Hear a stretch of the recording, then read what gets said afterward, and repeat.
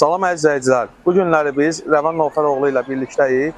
Rəvan Nofəroğlu eləncə bir sual verəcəm ki, bu hər bir kəsin marağına səbəb olacaq. Salam Rəvan, xoş gəlmisən. Salam, xoş gördük.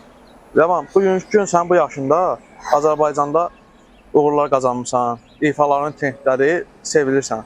Amma ki, bizim qulağımıza çatır ki, sən uğur qazandıqca sənin fağırlığı çəkənlər var, ayağının altını qazananlar var. Onlar kimlərdir və onlara nə demək istəyərsən bugün? İlk öncə salamlayıram bütün izləyicilərimizi. Onu qeyd edeyim ki, mən atanın sənətini davam elətdirirəm, bilənlər bilir. Mən onu sevənlərə təsəlli olmağa çalışıram. Sənətkarı sənətkar eləyən xalq olur. Düzdür, mənim sənətkar olmağıma hələ illər var, çox var mənim sənətkar olmağıma. Amma çox təəssüflər olsun ki,